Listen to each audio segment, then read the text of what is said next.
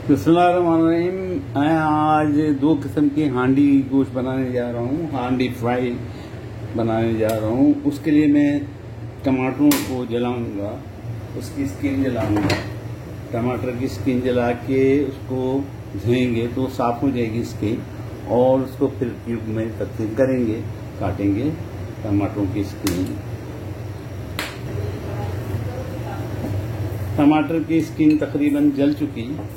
अब इसको धोएंगे तो ये स्किन निकल जाएगी और टमाटर हमारा साबित रहेगा, और फिर उसके हम कतले बना लेंगे।